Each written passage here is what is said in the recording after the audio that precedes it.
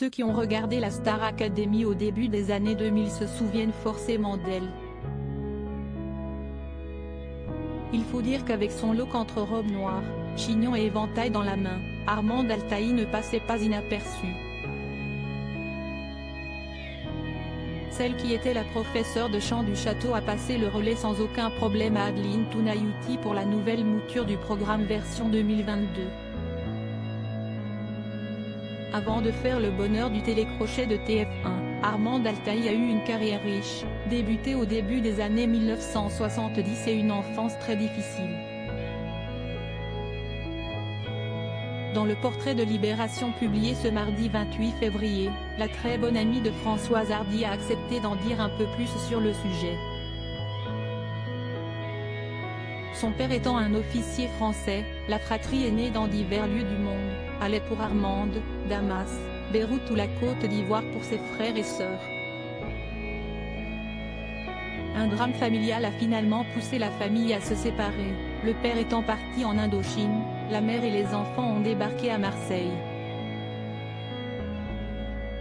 Mon père abusait de ma sœur aînée.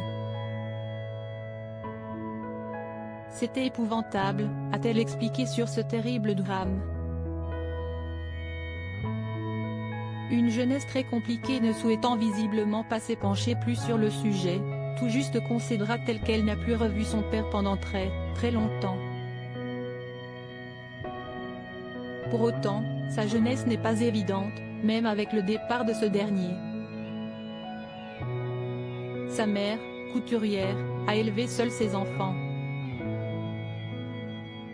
Elle nous chauffait avec des boîtes de lait Gigose, avec du gravier dedans et de l'alcool à brûler, ce n'était pas drôle du tout, a expliqué au quotidien celle qui a donné des cours de chant à Étienne Dao.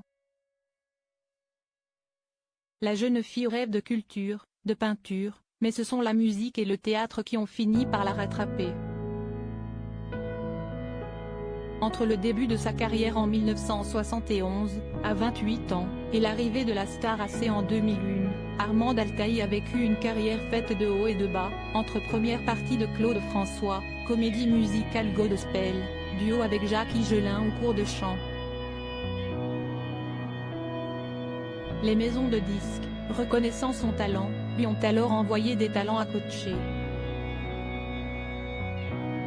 Sa vocation était née. Elle a ainsi acquis une certaine notoriété dans le milieu, qui lui a valu la proposition du télécrochet. Aujourd'hui, à 79 ans, la professeure de chant vit avec une petite retraite de 900 € par mois, mais refuse de se plaindre car elle est propriétaire et peut encore donner des cours. Article écrit en collaboration avec 6 médias Crédit Photo, JLPPA.